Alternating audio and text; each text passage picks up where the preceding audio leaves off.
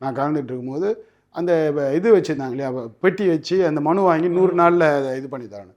அப்போ வந்து ஒரு 4-5 பேரை பேச சொன்னாங்க. அப்போ ஒரு அம்மா எழுந்துச்சி பேசினாங்க. இது மாதிரி அவங்க வந்து கோவிடில் வந்து அவங்க ஹஸ்பண்ட் இறந்துட்டார். அவர் ஒரு வாலிபால் கோச்சாக இருந்தார், இறந்துட்டார். இப்போ 2 பெண் பிள்ளைகள் 2 பேரும் படிச்சுட்டு இருக்காங்க காலேஜில்.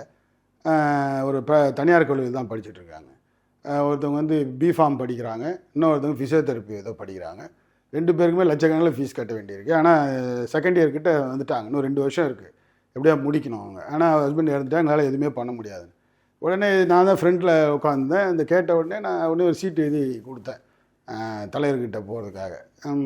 இந்த இவங்களோட ஃபீஸ் இதை நான் இவங்க கல்லூரி முடிக்கிற வரைக்கும் நான் பார்த்துக்கிறேன், நான் எடுத்துக்கிறேன். உடனே அதை தலைவர் வந்து அந்த பேச்சு முடிச்சுட்டு அந்த சீட்டை பார்த்துட்டு இதிலே அறிவித்தார். அப்படியே நான் 100 நாளில் தான் இந்த பெட்டியில் போடுறத 100 நாளில் நான் இதை நிறைவேற்றி தருவேன்னு தான் சொன்னேன்.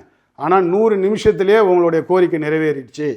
நீ உங்களுடைய பெண்ணுங்க 2 பேரோட படிப்பு செலவையும் நம்ம என் பேரை சொல்லி அவர் ஏற்றுப்பார் அப்படின்னு சொல்லி சொன்னார் தலைவர். அது அடுத்த நாள் வந்து முரசொலியில் வேறு அங்கே வந்துட்டு முரசொல்லி அதை பாராட்டி எழுதினார். அப்புறம் அவங்கள அந்த பசங்க 2 பேரையும் கூப்பிட்டு போய் அறிவாலயத்தில் வச்சு தலைவருக்கு முன்னாடி தான் அவங்களுக்கு அந்த இதுவே கொடுத்தோம். அவங்க 2 பேரும் 2 வருஷம் படிக்கிறதுக்கு எல்லாம் பண்ணி முடிச்சிட்டோம். படித்து முடிச்சு எல்லாம் வேலையில் இருக்காங்க அவங்க 2 பேரும்.